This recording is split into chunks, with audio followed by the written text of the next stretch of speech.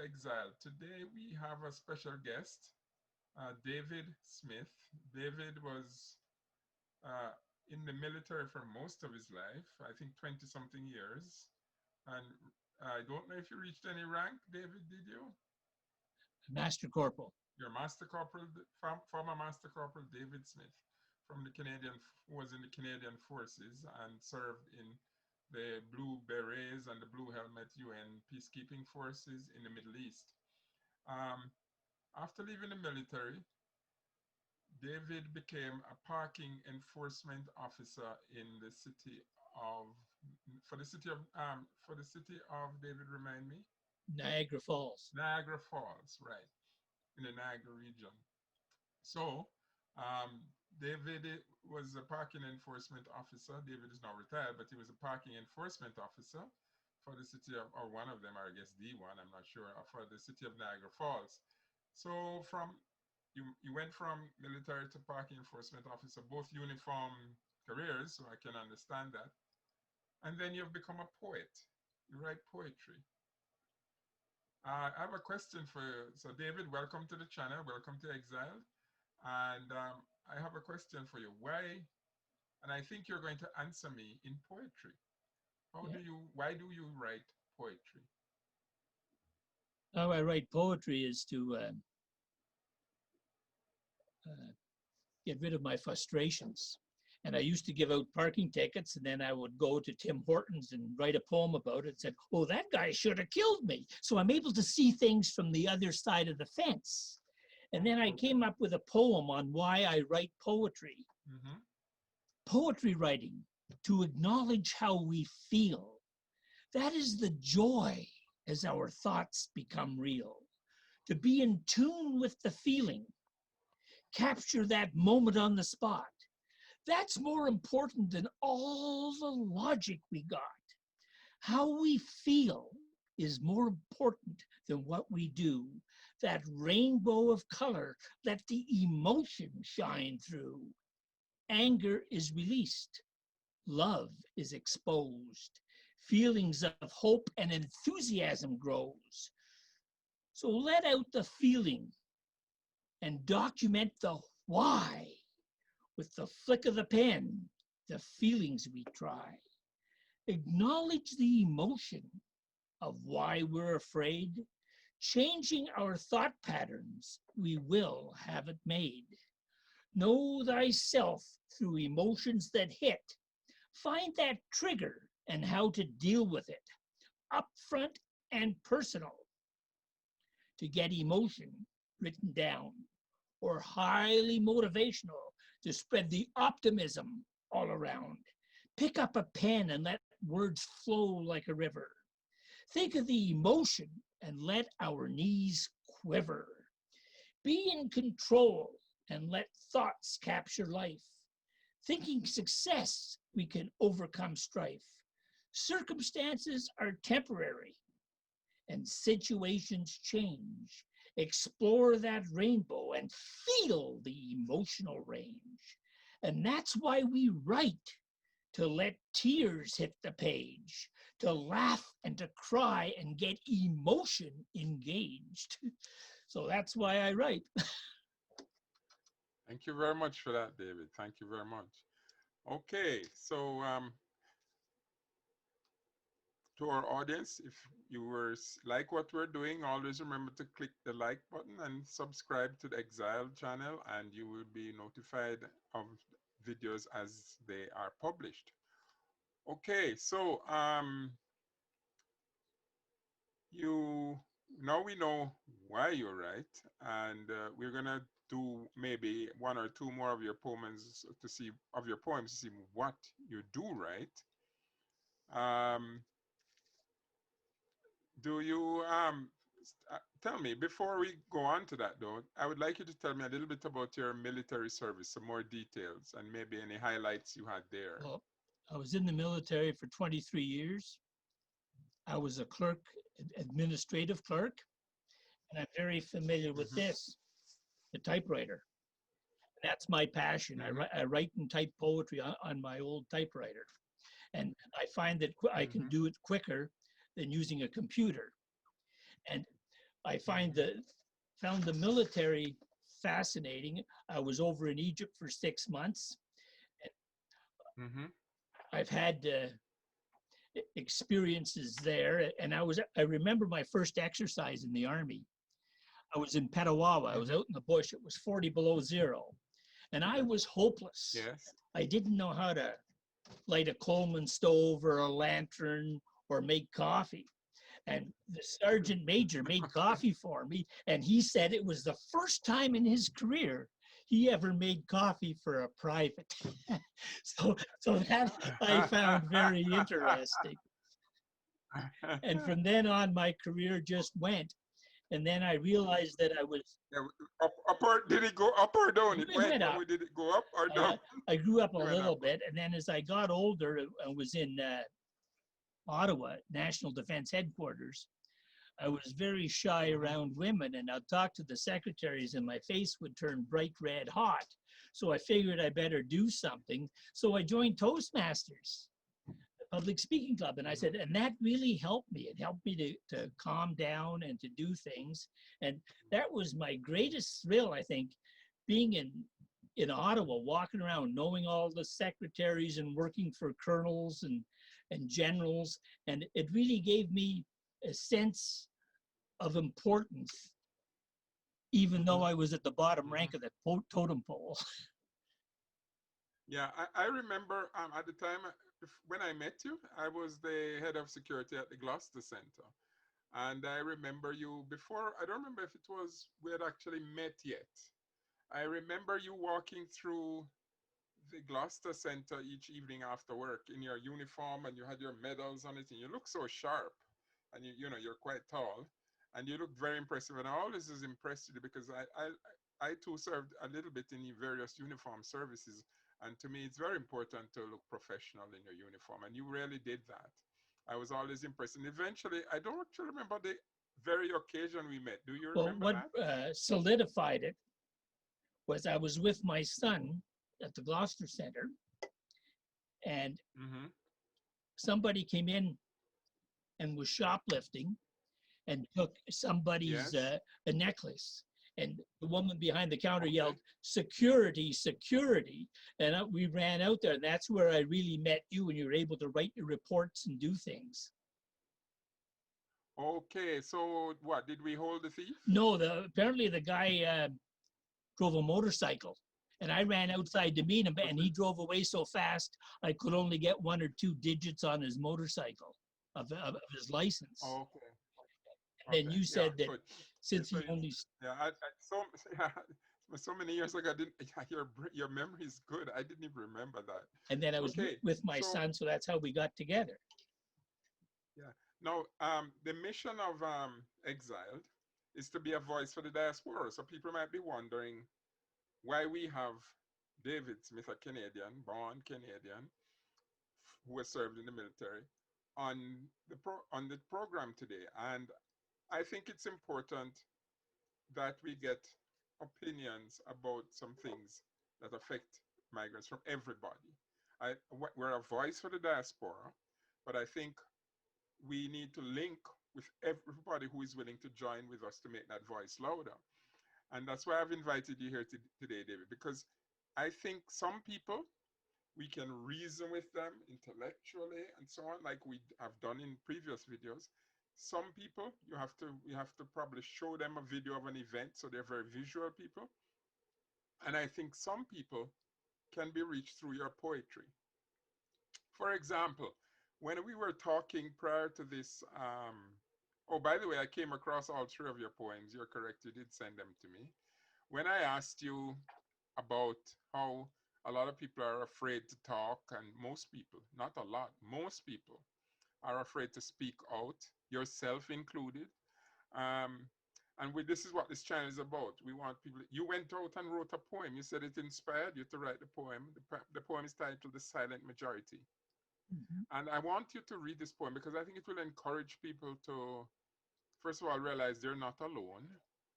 It's actually a majority of us that are keeping silent. And well, let me not take your thunder. Would you go ahead, please, and present that poem to us, David, The Silent Majority? Well, one thing that really got me thinking about that was when I was in the Army, we didn't have an opinion. We could only say yes, sir, no, sir, and let the commanding officer do the thinking for us. So Right. I never had the opportunity to state my opinion or to offend anybody. Mm-hmm. And that was my biggest thought about, and they talk about political correctness. So Yes. you can be politically correct and phony. So I wrote a poem called The Silent Majority because I wonder why I'm very hesitant about stating an opinion. Mm-hmm. The Mm-hmm. silent majority, so vast and so great, complain of the government and the power of and ponder its fate. With friends they speak freely and let opinions fly, but to stand and be counted, they don't even try. Political correctness has the control. The party, the few, the government on a roll. The public afraid of losing a job, and heavy-handed politics, the self-worth that they rob. And think of that silence, that deafening cry. Families are hurting as taxes fly high. They choose the chosen few who make all the rules. They hover in secrecy, but who are the fools? To put integrity in a party, no doubt, standing for fairness, deafening silence that shouts. The silent majority, so vast and so great, opinions no value, taxpayers don't rate.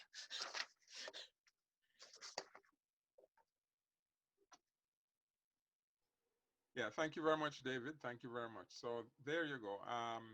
The silent majority. You've said it all. So if you're a part of that silent majority, here is a channel that you can speak out. This is a safe zone for all our guests, for everybody on this channel. And we will be gentle with you, even if we don't agree. But all opinions are welcome. We would like to hear from people from all over the world, especially about concerns which will impact immigrants, refugees, and migrant workers, which, to be quite frank, I think affects everybody. And for example, the issue of rights and freedoms. Asked you about that, and you wrote a poem too about that. I'm going to ask you, David, if you could present that poem about rights and freedoms. Our rights and freedoms and freedom of speech, the value of veterans, their sacrifices we teach. The next generation is hard to define. The foundation and history we now undermine.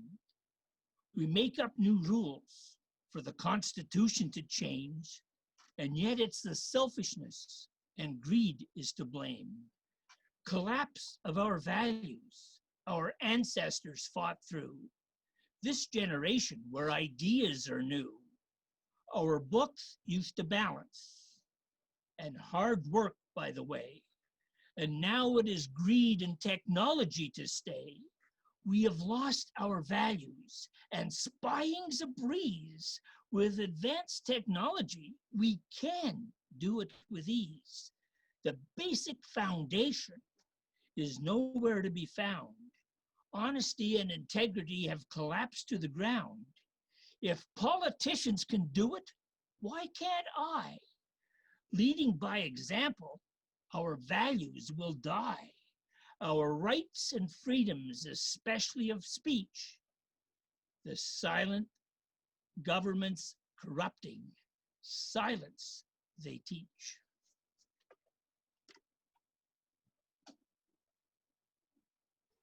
Right. Thank you for that, David. That also was very well. Yes. People like you served in the armed forces. People like me did too. Funny enough, for a short while before they kicked me out. Um, so, and people died for us to have these rights and freedoms, to gain them in some cases and to retain them if you had it before. We are in Canada now as immigrants. There are people who have fled from countries of oppression and come to Canada as refugees, and they now are able to live in a free society. So let us celebrate our ability and our freedom here that we can speak the truth to power without fear. Because if I were in Jamaica now, doing what I'm doing on this channel, my life could be in danger. Eh?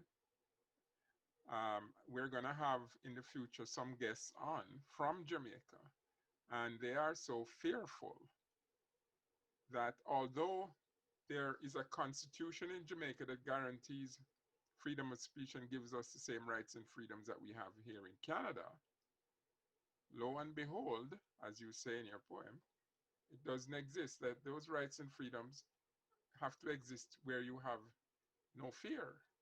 And if your government and your country does not protect you and protect that right, I'll give you an example. When I spoke out as a student at Carleton University when I was a youngster, I said some very unpopular things and some people were very upset. And I was, in one occasion, I was attacked on one occasion. And the university drafted the whole police force into protecting me. And I had a police escort to and from every class, and all students were warned that anybody who attempted to interfere with me would be expelled, and that put an end to it. That would not happen in Jamaica. We don't value rights and freedoms because, one, I think we didn't really, we fought a bit, but it was kind of handed to us as a platter, independence. But I think your poem is a very powerful poem, David. Thank you. I just wanted to ask you one thing, David. As a Canadian in Canada, born and bred in Canada, now that we're in the coronavirus, you're retired, so it doesn't really affect you directly. But let's say you were still working or looking for work. And immigrants, and maybe this you won't be able to answer it, you'll go out and write another poem. But what do you think in a situation where the pie is shrinking, the economic pie is shrinking due to the virus, right now anyway? Do you think the government should kick in and say, well, right now the embassies are closed, so no immigrants can come anyway? But let's say that will going to, I would think, change in the next couple of months, but the economy is not just going to come back like that, right? There's going to be some years of a contraction in the economy. Do you think, as a Canadian, do you think that the door to immigration should be partially closed or fully closed, to people coming in from other side? Because those people are going to come, they're going to need services, they're going to need jobs, and so on. What is your, it's a long question, but I wanted to contextualize it. Well, we need people coming in here. If they didn't, we're going to be top heavy because there's no younger people. We're mostly of older background. There's a problem now with our pensions and that because the young people aren't contributing to it. Mm-hmm. So we do need more people to give us more meat for the economy. Mm-hmm. And this is something I'm very proud about, that we do have immigrants because this is what our country is based on. Mm-hmm. And having said that, they should be screened before they come in here. Mm-hmm. Because there's people that come here from other places that are already convicts, that are already doing things. They're kicked out of their own countries, and so they come here and they cause the same problems here. So I'm all for immigration, but I am for better screening because we have to protect ourselves as a nation. If not, we will be controlled by the world. And that's the way I look at it. Yeah, very good point. So you're saying, if I can sort of summarize what you're saying that you're okay with immigration staying wide open, but that people should be properly screened, which is very reasonable. And that would seem to imply that you think sometimes you're not, eh? Yeah, because I've heard that on the news that they're coming in through the gates that Americans can't come in that way because the Americans are stopped at the border, whereas there's people that fall through the cracks and get in. Okay. Yeah, I know people walk over from the border coming over from the US. That's right. But if a person was legitimately trying to do it, they couldn't. They had to pass at a border. Exactly. Yeah. Okay. Good. So, well, that's good to hear because some are saying already that when the borders are reopened, they should not be reopened to immigrants and refugees.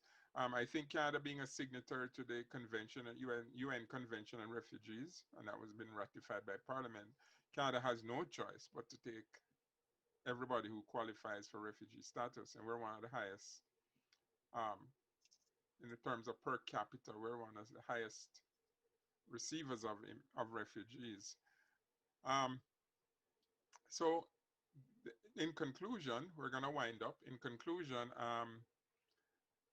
so you're saying even with the contraction in the economy, you still would welcome refugees, immigrants, migrant workers to Canada because of the chronological thing, the age factor, where we Canadians are aging, and we're going to need younger people to, as you say, pay our pensions. So, and to run the country and to carry the burden. So, and most immigrants and refugees and migrant workers are below the average age of Canadians. Okay, well, we'll end it there for today, David. Thank you very much. I would like to have you on, maybe not as fully for the whole program, but to every now and again come up with a poem. You've promised to send me some more and to give me a link to a website of your poems. Do you have such a link you'd like to mention? The parkingpoet.wordpress.com. The parkingpoet dot wordpress.com. parkingpoet.wordpress.com. And the reason why I'm the parking poet was I gave out parking tickets for almost 20 years after I got out of the Army. Okay, so David Smith, former 20-year veteran parking enforcement officer, former 20-plus-year veteran of the Canadian Forces. Thank you so much, David, for being on the channel today and on our program. And as I said to our audience, thank you for joining us too. And if you like the show, please press the like button. And if you don't like the show, or if you have suggestions or any comment of any kind, do put them in the comment section. Some people have been emailing me privately, and that's fine, because if you want to remain anonymous, that's fine. And feel free also to hit the subscribe button. That way you can keep up to date on our videos as they come out and on stream. Thanks again. Cheers.